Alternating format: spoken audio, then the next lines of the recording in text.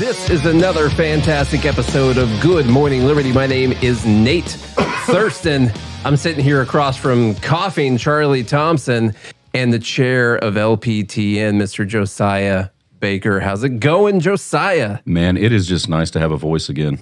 Welcome to the Libertarian Trump train. Is that there you go. Join the Trump train.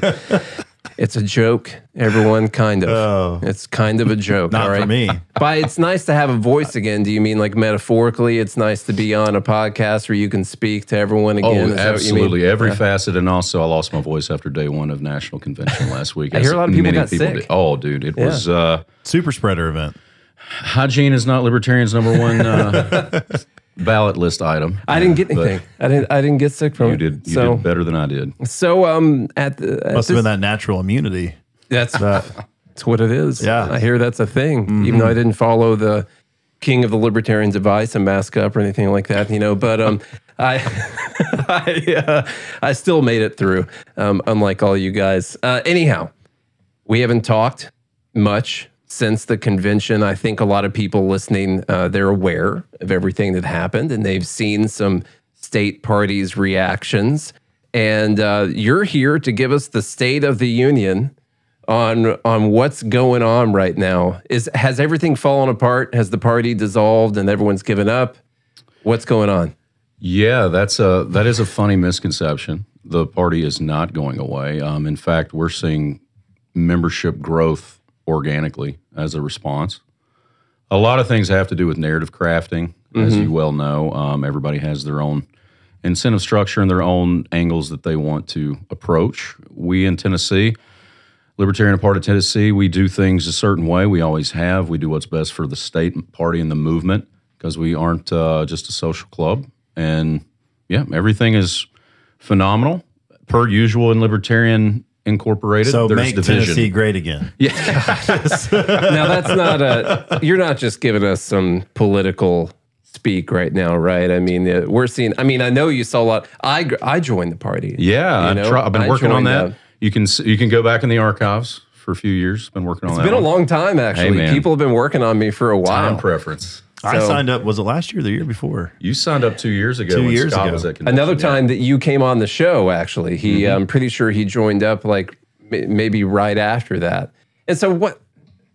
Okay, I don't know how much you can speak about all the stuff that went down at the convention. You're welcome to tell us any juicy stories that you feel like telling us. Absolutely. Or you don't have to. But what went down at the convention? I hear there was a little bit of funny business that happened maybe with some of the states. I've listened to a couple of Angela's of her interviews. I saw Michael Malice. I think she was on there yesterday or something. And so what kind of went down? I mean, she still won the chair again, so that's good. But obviously, the MAGA Caucus's preferred candidate did not win. So what That's happened? correct. All of this I will preface to insulate all three of us. This is my understanding of the events. So you have to tell that story, you have to tell the original story. And, I've been a board member of the MAGA Caucus for 3 years. In fact, I brought the beloved/hated Michael Heiss on here before. And, a lot of this, what people don't realize, as Angela said with Malice yesterday, a lot of this groundswell of the caucus membership, this was already into play before Dave Smith threw his hat in the ring, proverbially, to be the candidate. And so that also increased energy, rhetoric, membership. So you go back to Reno when the MAGA Caucus took over the national party, the caucus was probably 2/3 of the room. Hence the quote-unquote Reno takeover, whatever you want to call it. Dave had some personal stuff, some family stuff. Dave ended up bowing out. And literally every single name that you would think, and the people are in the chat are, well, what about this guy? This guy's this guy's... Trust me, we went through every single one. And some people have, their own brand and their own thing to do, or they couldn't, be troubled, or they couldn't do this, or something else is going on. We went through everybody, and the only person that the caucus discussed with was Dr. Michael Rechtenwald. And he said, if no one else, I'll do it. And it was a great cost. It was a great cost to him. Hillsdale College disfellowed him, if that's a word, because of his stance on the war in Israel and Gaza. That was a big deal. He took a lot of personal hits. He had to stop his personal show with the Mises Institute because when you're a candidate, but he took that as an academic, his phenomenal stances on DEI and wokeness and all these kinds of things. And he also, being a former Marxist and one of those that's actually read the books and can argue and still, man, it was valid. He also, there was people that were angry on the front end. Well, he's a professor. He sounds like this. He sounds like that. I understand that, but also he was the only thing that we could do at this time. There was a split amongst our rank, which happens with any libertarian group. The moment the plan is not the plan, and some folks got behind Josh Smith, and Josh Smith, I think, is, I will say, a phenomenal speaker, extremely charismatic. He's been around the movement for a while.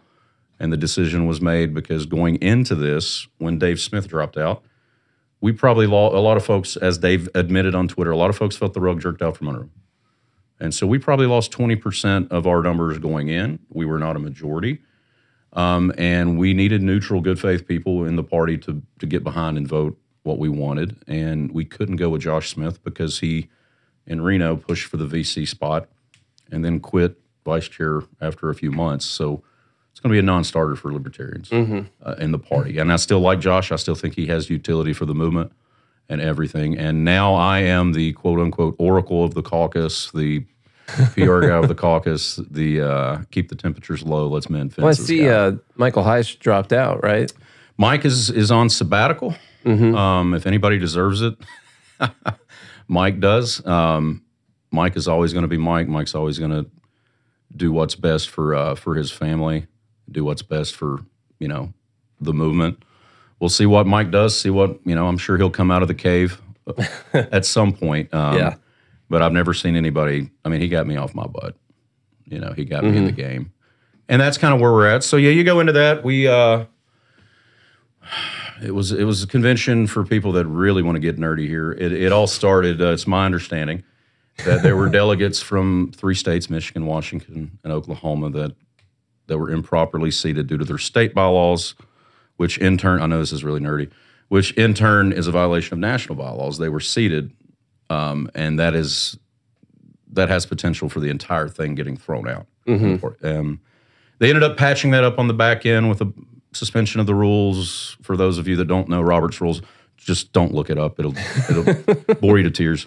Suspended the rules, amended it on the back end to make it okay, but we had, that's probably 40, 50 people, which if you look at the numbers, were the swing in a lot of these votes. But in any case, we went 7 rounds on the presidential, came to the last round.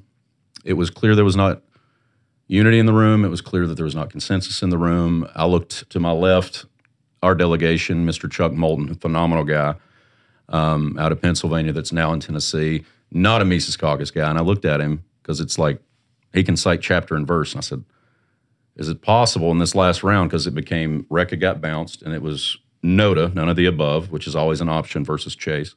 And I looked at him and I said, dude, we don't have any unity here. What do we got going on? And he's like, if NOTA wins here, we can make a motion to suspend the rules, to amend the bylaws, to allow this to start again. And I'm like, it feels like there's not consensus. We're all disjointed. We need to unify here.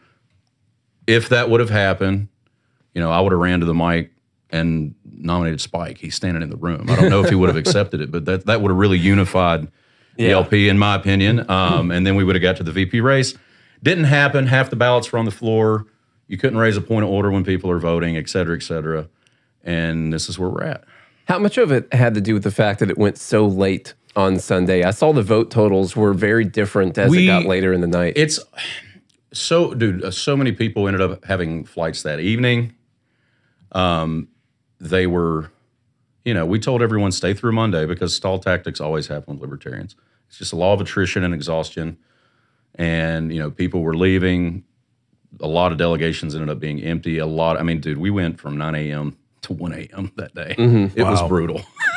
Yeah, it was a long day. I flew back that day, and I didn't fly back. I drove back. I was watching it on the YouTube stream the whole time to try and figure out what's going on. And at one point I stopped to get gas and I turned it off. When I came back out to my car, I saw that Chase had got the nomination, and I was like, What? What happened? What? How bad is it? I just got gas. I didn't expect that at all. Like, he wasn't on my list of a guy that was actually going to get the nomination. He had a lot of support there at the convention. He had a lot of people there. A lot of people wearing Chase shirts. A lot of Chase signs.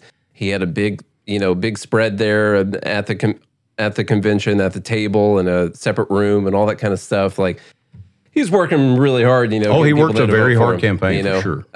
So kudos to him on that. I mean, he's definitely done a lot of groundwork for sure. And so I want to clarify something on the NOTA vote, because I've seen some people critique that online, and they said 30% or whatever, 30-something% of the Libertarian Party would rather lose ballot access and all that and ruin all the work that the party's been doing. They'd rather do that than nominate a candidate that they don't like. This was something that was going around the room in a frenzy to whip people into not voting NOTA. I checked again with Mr. Moulton, who is not a Mises Caucus guy, and he was like, that is absolutely not the case. Okay. Because after that program went through, then again, we could suspend the rules to make the amendment to actually get someone in there. A lot of exhaustion, a lot of disinformation. I was personally attacked, or I guess our delegation was, for being that way in real time in our Discord. Mr. Moulton, I love this guy. He stepped up and simply said, this is the case of what it is. I like honest people, man. I work with good faith, honest people, and we have that in our state party. What do you say to, I saw some people say that, their goal was to demoralize the quote unquote MAGA libertarians, because they're authoritarian and fascist regarding the Mises Caucus. And, I personally took offense to that, because I know guys like Josiah. Charlie sent me a screenshot of a messenger account. Did you ever send it? No, I never sent it. Okay. I wanted to. I will at some point. What do you say to those folks who think that, the Mises Caucus is full of nothing but, white supremacist Nazis, which is weird because Dave Smith said Jew, but who are authoritarian and fascist? It just, and then not only to say that, but then to make it your whole goal to demoralize people. To clarify, I believe the Mises Caucus used the word demoralize in regards to the other, right? In regards to the other side of the party. Probably definitely been used at some point. Fair enough. Okay. And so I think the big question is there, why are we working on demoralizing our friends? Correct. Yeah, you do have to identify friends. Yeah. Sometimes they end up not being. I would say one thing that this convention actually did, and it's great because so many people have browbeat and fundraised off of the fact that the Mises Caucus is secretly taking Steve Bannon money, and that we are absolutely in the tank for the MAGA, and here we are trying to put up a candidate who will pull, if you care about pulling votes, is going to pull right-wing votes because of his stance on, multiple issues. We're putting up someone, so that argument is now dead and gone. Well, but your bigger master plan was actually for Chase to get the nomination, because he would pull more people from the left. And in turn is working towards the big master plan goal of getting Trump reelected. Yes, right? And I'm sure there's a nice backdoor deals that I've been engaged in. Plenty of them. Poor choice of words. That the secret goal was actually Chase supporters in the Mises Caucus wanting to make sure Trump is going to get elected. Yeah, I love this. I do love libertarians' ability of mental gymnastics and theory just to confirm their own suspicions. Well, actually, either way, people would have said that you were trying to help Trump get elected, I guess. Yes, Chase winning or Chase not winning would have been the case. Yeah. But I do love the fact what about the accusations of being fascist and authoritarian? Let's just start there. Oh, yes. Dude, I am absolutely. Well, they're true. Yeah. Fascist and authoritarian. We're fascists. We definitely support oligarchical companies in bed with big government, and we rule things with iron fists. Dude, we're very grassroots. Like, our average donor to the caucus is $25 a month. It's a bunch of blue-collar, hardworking people that are tired, honestly, of the name libertarian being represented by things ranging from clown shoes to naked dudes on C-SPAN, and they're tired of going to family get-togethers and having to explain the BS and it not reconciling with what people see to what they espouse to people that matter to them. And that was the whole thing, man. We wanted to bring the Ron Paul revolution energy back in the party, because what happened when Ron Paul ran as GOP, all of the radical types went with Ron. That created the vacuum, and that's how you got Bob Barr as the LP nominee during that time. So our goal was, once Ron's campaign went away, once Rand kind of fizzled away, all of these people that are libertarian, we want them in our party and our movement, and we want to show something that is ROI for their involvement. And I'm in Tennessee, dude, we're doing it. Other states are doing it. We're also like, you got to be realistic and live in the real world. You know, I will absolutely recite chapter and verse of Hoppe books all day long, but I also have to understand I live in this world. I have this incentive structure with everyday people, and it's important to have a digestible message to people that they can go, hey, I like that. So I focus on issues. Right. That brings up a good point. I actually asked Nate this the other day. Do you think one of the motivations behind, Ron Paul going to the GOP is he kind of saw, because one of the things somebody said to me is like, the convention was embarrassing. And I'm like, honestly, I'm not surprised. Libertarians doing libertarian things. And then that led me to the question of, do you think Ron Paul went to the GOP because he kind of saw the writing on the wall, as if like, okay, this is a group of misfits, where in reality, sure, I agree with everything I say and they're free to do whatever they want, but if we're going to take this seriously and actually try to move policy at a federal level, I need to go to an organization that, at least has some boundaries around cuckoo-ness or whatever you want to call it. To be fair, Marjorie Taylor Greene and Lauren Boebert weren't members of the party at that time, right? They weren't elected at that time. So talking about it like right now, I'm like, I don't think that's where you go to not be embarrassed. Well, this was in the 80s. This was in the 80s and 90s. Right. So I think it was a product of the time when Ron went there, because Ron's always played a different game. He has been an ideas game. He has been a speaking to the remnant game. During the 2008 and 2012 era, when he went there, you got to look at media at the time. I mean, we had, Fox News would cover it, or CNN or MSNBC. Those were the only choke points of information. So he went where you could get, and even then they boxed him out. Where now, with media, I mean, what you guys are doing, media opportunities at every turn that are not. Well, not us, but other people.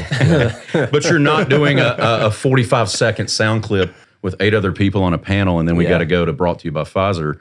Like, it's beautiful. Like, we can just, last night or 2 days ago, we just had Dave Benner. He's a nominee for vice chair right now with us. He was on Tim Pool, being able to espouse his values. You still have Dave Smith, even though he's not our candidate, and he's saying he's taking a step back, whatever. He's still going to go on all these big shows. He just carved up Cuomo on Patrick Bet David. That was good. You have obliterated him. Yes. It was. I felt. I kind of felt bad for Cuomo. Yeah. And I'll give him credit for simply living in an alternate reality where actually what I was doing is this. But you have these megaphones that we didn't have for our movement back in 2008. Did you say megaphones? Yeah, megaphones. Yeah. But like, that's what we have now. I mean, and it's beautiful. It's a double-edged sword. But people can find our ideas now, and we've seen an ROI of people from that era, people that are doers, not just talkers. That's another problem in libertarian circles. Everyone's terminally online, and their neighbor doesn't even know who they are. Yeah. And that's what we're really about. Is ironically, it's a cultural element. We're trying to move the culture of the Libertarian Party and the movement being merged into one, so that this can actually can be fun. Because if we're not having fun, we're miserable. So I'm writing down stuff I want to talk about as we go through. You mentioned Dave Benner going for vice chair. Do you want to talk about the vice chair here for a second? I think it's right. Yeah. I mean, Bootleg was vice chair, right? Absolutely. So Chris Darnell, Bootleg, libertarian, was a really dear friend of mine. He was our vice chair for the state party. He passed away earlier this year. And we have an internal bylaw for, again, people that love this nerdy stuff, that we had to distribute an announcement that both vice chair and our secretary, Keith McQuarrie, just moved to Wilmington for family reasons. So we had to fill both roles. So we sent out an announcement. It was actually, I was excited to know that we have 4,000 people in our database that we sent that announcement to. Then of all of our current members, we're given electronic ballots to vote for the candidates that were nominated. Mr. Benner had one person that was running against him that bowed out and said, I endorse Dave Benner. He's awesome. Mr. Rich Leach, our IT director, is running for secretary against NOTA. We will know this probably sometime in the next week. Okay. Yeah. I voted. Yeah? Yeah, I got the email. I will also say election runner, that's such a clean running program. I endorse doing that at national. That would be That's so nice. My next question, because you just mentioned electronic ballots, and I'm like, why are we doing this? Dude. So one of my big questions is, this whole delegate process is so weird to me, and the state conventions, that they come together and they elect the delegates, right? Mm-hmm. And so what I can't figure out is, why don't the state conventions come together and elect their presidential nominee instead of electing the delegates in the same way that each state does their own primary process? Why not the state convention be the primary process for the LP? My easy answer is autism. But no, seriously, there's a lot of clunkiness. I have not read every state's bylaws. That I would go to Karen Ann Harlos, our national secretary, for that. She's brilliant with all that stuff. Things libertarians tend to make things more difficult, as we all know. Things could definitely be simplified. That's why in Tennessee it's just so easy. When we vote for our delegates or our board, we break for lunch. You have an email. You vote during lunch. You come back, and it's done. Mm-hmm. It's pretty simple. Shouldn't be as hard as it is because, yeah, you have paper ballots getting handed out. I was delegation head of our entire delegation. You're herding cats. You got to find everyone. Then you count. You have a guy sitting there. Mr. Moulton was my auditor. We would count them together. Then you take the envelope back to the tellers of the national convention. They count it all out. It's just, it takes a lot of time. And then you have some states that just can't seem to do things in a timely manner for one reason or another. That become a thing in the past two national conventions. But I'm all for efficiency and proof of concept. If things are easy, then that allocates our time to be doing more productive things than sitting there. Yeah, I feel like maybe the LP should try to lead the way on like blockchain voting or something like that. You know, you are preaching to the choir. Yeah, there's got to be a better system than the way it's being done right now. And the thing that pops up when I think about that is, well, maybe then the convention. Maybe the issue is it wouldn't be such a big deal because not as many people would be interested in going to it and participating and things like that if it were already decided before that. But then again, this whole process is such a mess. We end up, a lot of the other parties, Republican and Democrat, they take care of all their BS beforehand, and then they do their convention as like a unified front for the cameras. And instead of our convention, we get the type of things that one of our friends, John, said, like, I can't let my kids watch the party convention because of all of the crazy people that are there that are going to get up on the mic and do stupid stuff. And I did tell him that typically the issue is that the non-crazy people are not going up to the microphone to do crazy things, and so you don't see them as much. There were a lot of people at the convention wearing suits, dressed up really nice, which actually I was a little bit shocked by, but I would say majority of people there were dressed pretty nice. And then the crazy people are the ones who are up on the microphone causing a commotion all the time. And so those are the ones that you end up seeing. Yes, yes. The loudest voices, again, are the ones that get interviews on purpose. Yeah. We've all seen the press going around. But no, you're correct. I'm all for the best system moving forward. Again, this is how we do things here in Tennessee. Whatever's swift, quick, and efficient. Mm-hmm. So that way you can, because we were supposed to have an amended agenda that our presidential candidate would already be elected and be the one that comes out and rebuts Trump after his speak. And we can go over the Trump event because that was another fun part. But the main thing for me after the week, even though, my preferred candidate didn't win, was all you had to do was Google Libertarian Party, and this is the most international press coverage that it has ever gotten, ever. Mm-hmm. And the whole "we're for Trump" thing died in darkness with democracy because every single headline was they reject Trump, they reject Trump.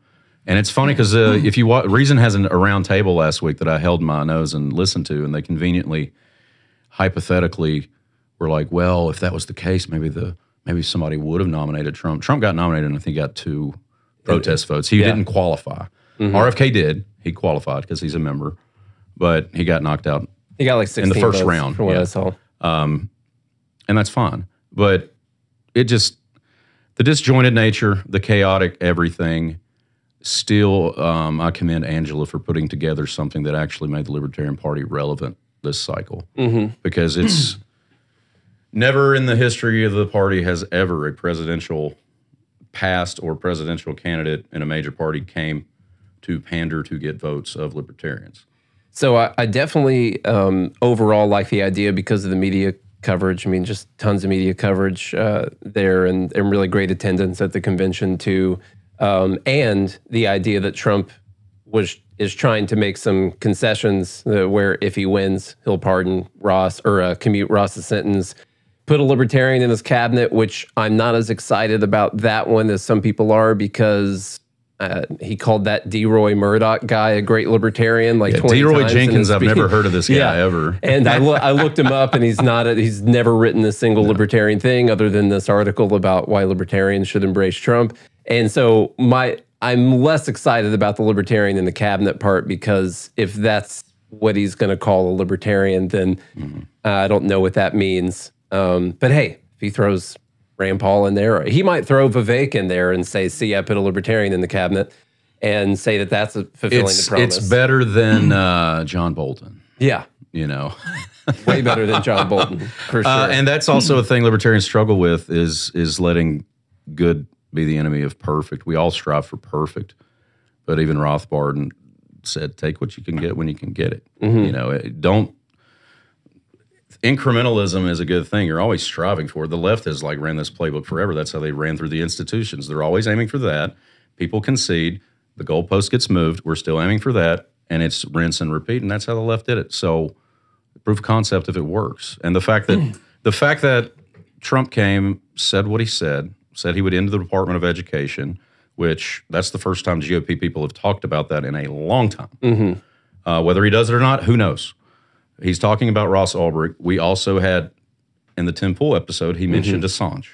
So moving the Overton window is an important net positive. And if it the amount means, of people I saw on Twitter who have never even heard of Ross Ulbricht. Dude, the spike was of Google massive. searches. I saw that. I mean, that alone was a win. Yeah. Because nobody has heard of it besides libertarian circles, basically. And libertarians are so addicted to losing, they don't understand what winning looks like sometimes. And if you're talking about the fact that the presumptive front runner, even more so now that the conviction went through, a presumptive front runner is talking about issues that matter to us.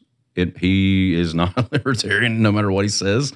But the fact he's willing to push our issues is nuts.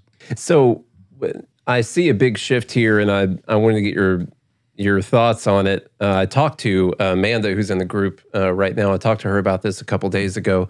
I see a shift happening in the party, typically in a political party, even the Libertarian Party. During the election season, the messaging is, we're going to win this thing. When we get in the White House, this is what we're going to do. You know, come the first day in the White House, this is all the stuff we're going to do. Vote for us. We're going to show them we're going to win this thing. Like kind of, you know, like Chase is probably doing that kind of song and the dance company right line. now. Yeah. And this seems to be like the first major shift I've seen where even the chair is essentially saying, look, either the Republican or either Trump or Biden's going to win this election. We're not going to win this election. The best we can hope to do is influence Trump and try to get some wins out of this. And I agree with that. Like, clearly they're not going to win, but it is kind of the first time I've seen the political party not touting the company line out there, but saying, hey, we're going to lose. The best we can do is for this guy who's probably going to win is to do some stuff that we want to do. It's a pragmatic strategy. Absolutely. Yeah. And that's another conception of the caucus is that we're strictly radical. We're radically pragmatic and pragmatically radical when you need to be. And say that 5 times fast. Yes, exactly. But yeah, this instance is, the company line, and that's something like, if you tell me the company line, hey, well, there's always a chance. I'm sorry, we don't live in the Robin Williams movie, Man of the Year. And my question to someone that says that company line is, does the FBI or CIA kill him on his acceptance speech or when he gets in the car? Yeah. And then we're okay. It's just not going to happen. And that's fine. And it's honestly, it's been a huge disservice of the Libertarian Party to our donors, our doers, our canvassers, our good, hardworking people, to get them riled up into this fictitious reality that the Libertarian Party candidate is going to win. We do not live in South America where you have plurality issues where you can actually do that. We don't have that here. So you're setting yourself up for failure, your workers up for failure, people get burned out, they get disgusted, and you're being dishonest. But if you live in reality, this is what we have. This is the actual power that we have. We have people like Trump and RFK. Biden couldn't open the email. He probably was trying to fax the invitation back to us or something. He's probably crapping his pants at that But time. when you're able to actually be sober and honest with yourself and constituents, and we're in reality, that attracts people because all of a sudden, hey, these people are serious. We're not, in Final Fantasy land or something. We are able to wield actual power to whatever degree we have to move the needle in the window. And that's what we're seeing in real time. It's wild. So like at this point, the Libertarian Party essentially becomes itself like a caucus of voters, like a voting bloc, essentially. This is something, Dave Benner, it's a beautiful, because people, they're like, I'm anti-caucus, caucus. He's like, dude, zoom out. The Libertarian Party is a caucus of Americans with similar ideals. And they're like, oh yeah, everything is a caucus, whether you hate it or love it. And we are at a strong voting bloc. I think Trump considers the Libertarian vote last election cycle we're talking about razor-thin margins, and we're going into an election that's unprecedented since the Nader Perot days. Jorgensen covered the spread in a lot of places. That is correct. So that is correct. And you're looking, RFK is an anomaly. That's another thing to be honest with ourselves. All these folks that are just, we've got to get more, if we get more votes and more protest votes. Well, you look at the track record, these people don't stick around. It's a protest vote. It's a middle finger to the two-party system. These people will throw that out there. RFK is getting that. Look at the polling, 10, 11, 12% as an independent. He's going to be getting those protest votes. So what can we do with what we do? You look pre-convention, we were under 1%. Yeah. Regardless of who the nominee was. That's a sobering moment that we have to realize. With the RFK ticket doing what it's doing, that's the reality that we're living in. And they're going to get all the protest votes. Unless Chase Oliver in these blue states can wield the way he does. I agree with Angela. He is very, very much better than Joe Biden. And he can absolutely do what he's going to do. We don't know what the future holds, but we'll see. Someone's trying to call me like repeatedly right now. I'm checking back and forth because it's our NSA agent. We're using my phone as a camera right now. So I was looking to make sure it didn't block it out, but luckily I turned off the data and everything before. Anyway, no one needed to know that. I wanted to tell you. That's why I kept looking at my watch, not because I was like, what is he going to finish this line right here? So, are you free to speak about your thoughts on the nominees? Yeah, I'll speak my mind, individually speaking. I have issues with the current ticket because, Mr. Oliver has repeatedly said, and they're still out there, he considers a large swath of good libertarians, not just nationally, but in our state of Tennessee. He considers us bigots, racists, homophobes, et cetera, et cetera.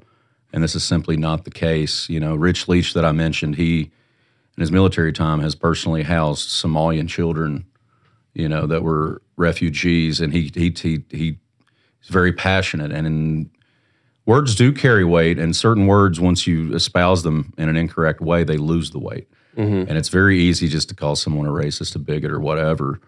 And a lot of people do take that to heart in our state. And then you compound that with the fact that the Chase Oliver campaign brought us a vice presidential candidate that my understanding received qualified immunity for handcuffing a Hispanic gentleman in his home and violating his rights. And this is common knowledge now. It is out there. I didn't hear anything about it. No. And honestly, this was a failure. There should have been better, deeper opposition research. The problem, though, with libertarians, as you've noticed, is the highest virtue to a lot of folks in libertarians is being nice. Yeah. Instead of being principled. And so whoever's the nicest tends to get the thing. But this was something that we all needed to know. And this qualified immunity is a non-starter for libertarians. It just is. And that I don't know how they're going to circle that square, but that's just a non-starter for a large amount of people. Now, we also have people in our state party that are Chase supporters. I respect them as members. You know, Chase will get the signature amounts, I'm sure, from his supporters in the state. We will continue to work with people within the state. And at the same time, to run a presidential candidate, you got to get 275 signatures independent in Tennessee. You can get that done at a Walmart on a weekend if you try. So people are going to do what they do. I know certain states like Montana have already wholesale rejected the ticket as it not being beneficial to them and as a state party. I understand that. What does that mean when they do that? Does it mean he's not on the ballot, or what is that? It means that they are not going to, my understanding, they're not going to work with the campaign ticket because they, in Montana, have certain things going on because they are actually doing things in their state to move things towards liberty. They view it as an impediment instead of an enhancement. Here in the state of Tennessee, man, we've got a massive, massive coalition building on gun rights, on food freedom, bills upcoming. There's bills that in the woodworks for Tennessee protecting alternate currencies that are Tennessee-based. Bill Lee signed the bill in 2023, you know, supporting this. We have folks in the far corners of our state that are at the city council meetings, the county commission meetings, making inroads with people. And the reality is, geographically, where you live matters. Tennessee is a deep, deep, deep red state. So we have to frame everything that we do within that correlation to move the needle. We have legislation that we're pushing. LPTN members are known on first-name basis as lobbyists on the Hill for liberty legislation. We work with these people. So we're trying to do things that make the most sense. And like I said, I'm sure Mr. Oliver, Mr. Moulton, Cody Nix out in Cheatham County, we've got folks that are working to get those signatures. They believe in it. I do wish the Oliver campaign would address and apologize for calling large swaths of our hardworking libertarians bigots, racist, homophobes. I don't anticipate that. That would be nice. He specifically called out Lou Rockwell again the other day, and I don't know where that came. I'm not even disputing. I'm saying I had no clue where that came from or why that's such a big point is to call out Lou Rockwell again. Lou Rockwell is the grandpapa of the Mises Institute, which is something that we hold very sacred for all the literature that's carried the beacons for libertarianism, ground level 101. And I'm just not a collectivist person. I don't, I take things with an individual with a grain of salt, case by case. But when you call large swath of people and the supporters something, it's just, it's not a good move and not a good look. It's also weird when you don't want to be espoused or keep your name in the mouth of the LP, but you want to be the candidate. That is also weird. Yeah, he did say that he didn't want to be associated with. And that doesn't mean people can't change their stances. I understand this is politics. Our focus is growing the party because without more doers and productive people, then the movement dies. We're seeing that in Tennessee. And I challenge anybody that is not happy with the Chase Oliver campaign to join up, get involved. If you don't like it, if you do like it, let's make it a recruitment and a fundraising tool for LPTN and the LP at large. Like it's time, dude, this is a football game. It's 22 people on the field and 50,000 in the stands that all know better. We need you in the game. We'll find a place to plug you in. That's what I did. That's why I joined, because I was shocked first off by the nominees, and then something I wanted to say about Termont here in a second. Let me write that down. I was shocked by the nominees, and then I went to complain about it, and I realized, like, well, Charlie's a member of the party. Our good friend Josiah is, the chair at LPTN, and like, I'm not doing anything. I'm just complaining about things, but not trying to get involved at all. So I figured I at least need to pay my dues and show up and help out a little bit, and then I can complain about everything. Well, dude, we were excited when you texted me that night. I'm not that I was emotional or exhausted, but I was like, yes. Because right now... He spent years working on that. I did. Yeah. Well, right now we're in a unique situation. Like Nashville region right now all of a sudden has become a behemoth. Alex Grant, our regional chair, Glenn Wilson, the regional secretary, they're actually doing real things besides just meeting at a Pizza Hut or something. Glenn Wilson just did a Ask Me Anything Libertarian, Steven Crowder style over here at the park. We got new membership. We got good feedback. And this is a normal thing, doing things in the community where people know who you are, what you're doing. We're volunteering at the shelters. We're handing out foods, goods, services. We're going to these community meetings, making ourselves known. That's the whole purpose, man. Like, this is not a social club. This is a doing club. And a lot of times people that want it to be a social club like to project and then also complain. Mm-hmm. And when you're actually doing things like we are in our state party, some people complain because it shines a light on folks that aren't doing anything. Yeah. And that's fine. I've got a question for you before you get to yours. No, for maybe for some visibility, or I don't know if you're taking ideas or not, but have you thought about, since you're the chair, have you thought about throwing your chair off of the top of a rooftop bar on Broadway? I could probably arrange that. One of our members manages Tootsie's. Okay. I could probably arrange a nice stunt for sure. Just like tape Libertarian chair on it. And then you're the chair of the party. And if you toss it over, you might have to spend a day or two in jail, but Last night we let the liquor talk. Yeah. Let me see. Someone says, how much of a meme warrior crazy contingent exists inside of LPTN? We have some of the absolute best. You got like the top meme warriors. So we have Dave Benner, who's ran Nationals Twitter ever since Reno, who is phenomenal. Our Pyramid region also is another spectacular meme generator. Pyramid region is Memphis. Because of the great pyramid of Bass Pro. Adam Fargo does a phenomenal job running our socials. We, I believe, now are the largest state party on social media for what that's worth. Now, that is not absolutely one-to-one of activity, but it also keeps us out there that we are principled, that we are doing things, and it allows a springboard. You know how it works, man. It's all about the algorithm. You get a mass response, whether people love or hate something, and then you follow it up with an actual thing that's tangible. Yeah. And we're getting good ROI on that, and I'm very proud of our team. Mm-hmm. You got the value, and then you do the ask afterwards. I like 100%. It. I like the sales technique right there. Right, Charlie? He knows all. He's doing sales right now while we're talking about this stuff. So all the above. What else did I have in here? I can't read my handwriting. You wrote down...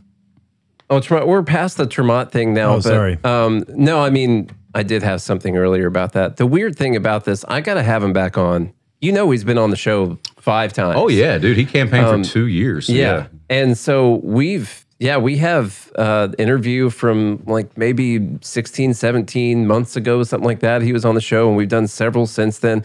The first time he came on, he spent about 15 minutes talking about police reform and reforming bad police officers, and talking about how police unions keep bad officers in there, and that there's not enough recourse for people who do bad things. And, like everything that I agreed with, didn't say the words qualified immunity in the whole time. And now that I look back on it, maybe that's for a reason. Potentially. It could be. It could be for a reason, but I want to have him back on to try and... Yeah, that would be great. I hate the fact that like he was my favorite guy going into it. Maybe very nice, very cordial. He's also like Austrian economics. He does have some experience that's maybe bad experience, but he's got experience. He worked in Washington. He worked at the White House. He did that kind of stuff, and then he went to become a police officer randomly when he was 49 years old for a bit. And so I don't know.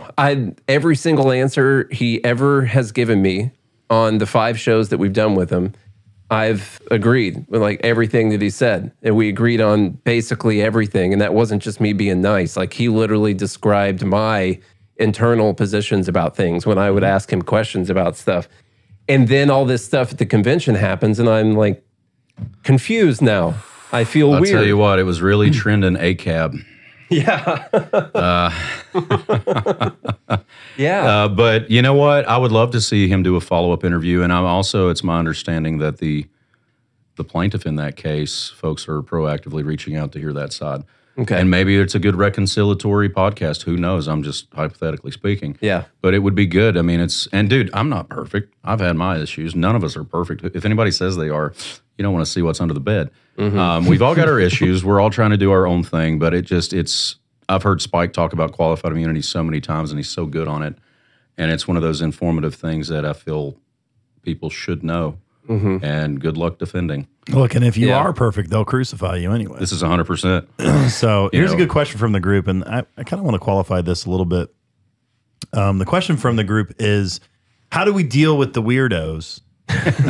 Now, well, here's the thing. You brought up another good point, which is, you think some of it has to do with autism, let's say, or the Audis out there, adding some things. And then, I thought about my son a little bit, who's autistic, and you can tell he is in certain situations. He's just so socially awkward, And so to me, this is kind of a twofold question, which is, how do we incorporate those that don't have, let's say, the social understanding, that are going to be judged by neurotypical people writ large, because it's still something in our society that we don't quite understand, but also at the same time, while being inclusive of those people, set boundaries in a way to where the people on the outside don't look and say those weirdos. First off, do we actually have any data backing up the claim that it is actually that there is a large amount? It's empirical. It's empirical. Someone will post just a thick rimmed Venn diagram that's just a circle. Yeah. But no, to this point, for so long in the liberty movement, Libertarian Party, it's been everyone must do all things at all times. And it's very ironic. It's very labor theory of value. That's dirty little secret. Labor theory of value has been baked into the cake of the LP circles for a long time. You'll talk to someone, hey, I've been around for X amount of years. I've did X amount of things, and never is there a self-evaluation of, have I done it well? Have I been effective? So we've tried to destroy the labor theory of value. We've also tried to gravitate towards specialization. Maybe this person is absolutely phenomenal with Excel. They can do VLOOKUPs in their sleep. Good. We need you doing audits, which we're doing right now, a full audit of all elections in the state of Tennessee. We want to focus on this seat of power. We want to focus on either uncontested or 50 votes or more. And I have guys doing that right now. So that way we can look at pockets where we can plug people in. And this is something that you can weaponize that focus, put it to task, put it to work, and they will absolutely do it. We're very big on decentralization. Not everybody needs a microphone. Not everybody needs a computer and a spreadsheet. Not everybody needs to be a candidate. In fact, a lot of times people that want to be candidates, you don't want to be a candidate. Yeah. You can be on the team. But finding those pockets in a manner that is specialized, because when you're dealing mostly with volunteers, you don't need to make people do what they're not good at or gravitate towards. If it's our theory in LPTN, this is what we've done. If that is your passion, we empower you to do it. Let us know how it's going. Let us know how we can help. We have a parallel organization, Tennessee Taking Action, that did the pro-gun rally with Maj Touré on the steps in response to the anti-gun movement in our state. It's beautiful. It's a separate parallel entity with our members. They're passionate about it. Why am I going to make them go talk to somebody about an issue that they're not passionate about? So that's what we've done. It's a proof of concept, and it's continuing to grow. Now we're tapping into the Homesteading Alliance. Dawn Gorham out in Dixon, shout out Dawn. She's phenomenal. She runs a massive homesteading network, teaching classes, teaching people how to grow your own food, self-sustain. We're tapping into that because, again, that Venn diagram overlaps, and these are people that are very effective in their communities. We're parlaying that into the homeschooling network with guys like Tyler Gay in our Chattanooga region. Which growing your own food in Rocky Top is pretty tough. Yeah. That's not so but that's what we're doing. We're reaching out in a non-goofy manner, in a non-dogmatic manner to people with such overlapping issues, talking the issues, showing them we have buy-in into their vision, and finding ways we can work together to do this. And it's beautiful, man. People are coming from all these that we're actually excited to get involved. We feel like this is not just a social club. You guys are pushing policy, pushing based candidates. But what about when people say or do things that are considered weird or socially awkward, right? And it makes it onto Twitter. And I say that because there's sometimes where my son will say something and I know he's autistic, okay? So I'm just like, it makes total sense to me. But it happens. If I had a million people viewing a video of it, they'd be like, "Oh, that kid's so weird." Yeah, yeah, he is weird, but it's who he is. I've always kind of figuratively blamed autism in the Libertarian Party. I've never actually literally meant it before. Well, I'm trying to think about this as a problem that I don't know how to solve because I know how to solve it. Obviously, libertarian and this is what I was actually talking to John about this, a couple weeks ago. Libertarian Party it's a group of misfits that are range all over the spectrum. This is correct. For sure. And sometimes they'll say and do things that they don't think are weird. But the rest of the United States, they have no social skills. So exactly my point, yes. Brother. Let me tell you, and it's not their fault. No. Totally. It's also and so when somebody asks the questions like, "What do we do about the weirdos?" Okay, so that's my question. It's like, okay, how do we? Because it's going to take a lot longer for culture. Now we've moved a lot. Obviously, I mean, we just used to put these people in mental hospitals. It's true. It's true. It's true. But a lot of those mental hospitals are closed down now, and the culture has moved a long way. If anything, it's proof that we're not Nazis. And trying to understand, it has to be a coup attempt to funnel them into our movement. No, what you're saying is correct. But the culture is going to take a lot longer than what we need. The speed of, let's say, the party to become relevant enough, let's say, to actually move a national campaign in the direction we would want to see it move in. That's the real question. I'm not. I know it's funny, but it's I'm true, and serious. it's self-evaluation. So when it comes to this, and trust me, I had a guy behind me, looked like a bit of a groundhog, got down on all fours and screamed "Jacob Hornberger" out loud at one point during the debate, and I was like, okay, it's one of those days, And you culturally speaking, being self-aware. All I can say is it becomes a numbers game of recruitment. Again, if you are tired of this goofy nature, awkwardness, body odor-ridden thing, I see dress code popping up. Some on the extreme and left. no offense, and we love all of you. By the way, there's extreme you're leftists great and you're that, valuable part. There are extreme leftists that will go in the middle of the street and scream at the sky. Yes. Right? But that's not, obviously we know they're Democrats, but this is not indicative of the entire party. They're able to somehow message and separate themselves. Obviously, the DNC has been around a long time, and I will say this in regards to they just don't allow those people at the Democratic National Convention? Yeah, they put them all in a back room and give them. Yeah, I don't know. Put on a fake convention for them.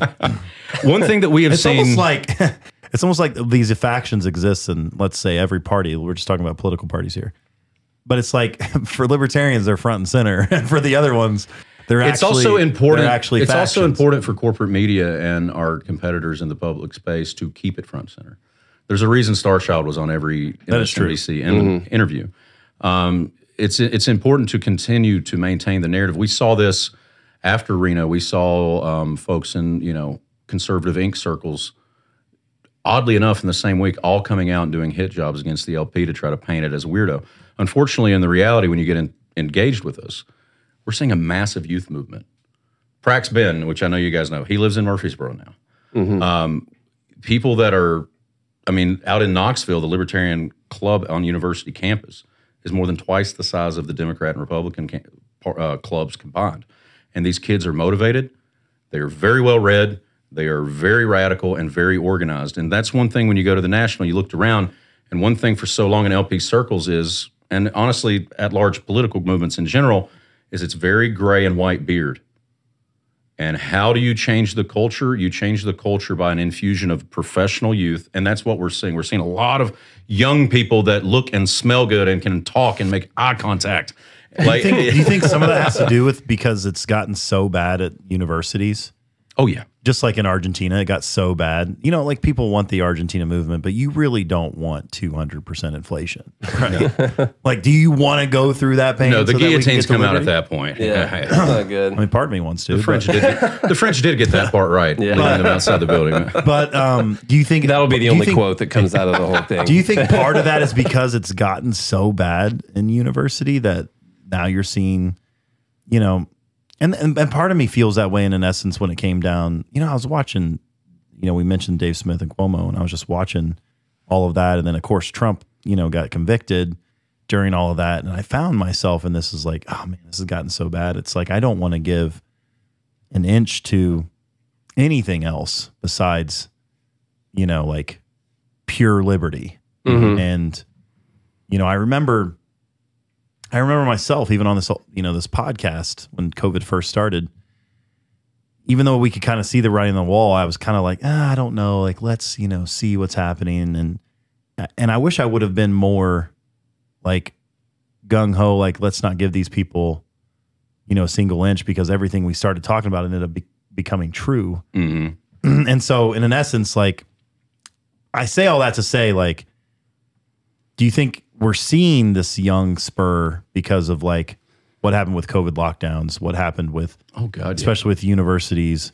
Because for a while there, before COVID, we were seeing a young surge of Bernie Sanders supporters. Mm-hmm. Mm-hmm. Like it was a young surge of active young people that wanted super progressive policies.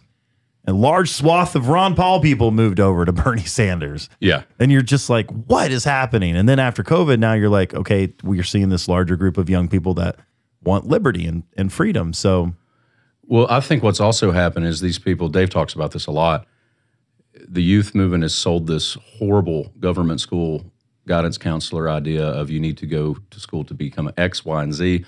You need to be a doctor, a lawyer, a teacher, 3 fields that are unionized and people don't retire from. So there's no pipeline to actual jobs. The inflation rate, no one can buy a house. They come out with hundreds of thousands of dollars in debt. They feel lied to. No one is telling them the truth. Then they get to mix your Starbucks and complain because they're stuck. And I don't hold animus against the youth people. And this is something Ron has always been about, is letting the youth people know, let us expose them to the truth. And now that they're getting exposed to the truth, they're mobilizing. And these are people that are finding their own pulpits to espouse values. And we're having, dude, you saw this like with the Turning Point movement. You see a big pipeline into that channel of like presentable young people. Young Americans for Liberty. Young Americans for Liberty, same thing. And I am about net liberty. And also I'm greedy. I want them in our camp. And if I can talk to each person on an individual basis, get some buy-in, let them know your values matter to me. We're going to work on this together. Honestly, whether you're inside the party or not, I'm for net liberty. I'm not a partisan. I want net liberty. Mm-hmm. The LP and LPTN is our best vehicle, in my opinion. Fascist. That's why I'm here. Yeah. And, I want net liberty, and we will do what it takes. We worked on Defend the Guard, and this is the farthest that program has ever gotten. We had HB 1609. We had multiple House and Senate sponsors. It got out of subcommittee, regular committee, and we were getting it to the floor. We're not going to stop. And the beauty is we don't take resolutions. As Diego Rivera, the head spokesperson of that, says, we put resolutions on pikes because they're empty platitudes. When you get the resolution, you're getting close. We don't want resolutions. We will not settle for resolutions. We want our policy implemented. We will find a way. I do not need a supermajority. I do not need a majority. I need a well-organized and motivated minority, and we move the needle, and that's what we're doing. Back to a little bit of just a little bit earlier conversation, because my friend John in here says I'm reliving our lunch conversation yesterday. This is the answer I gave him because he's the one that was asking some of these questions too.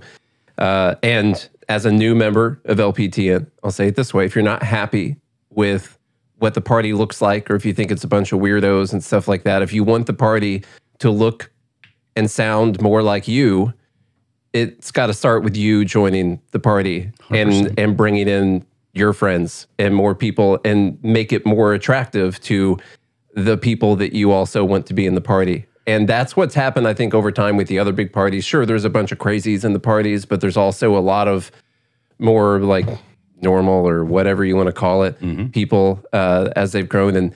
And that's what has to happen with the Libertarian Party too. And it's got to start with people like you joining the party, bringing your friends, bringing your family, and then you go out and be the representation of what that Libertarian Party looks like.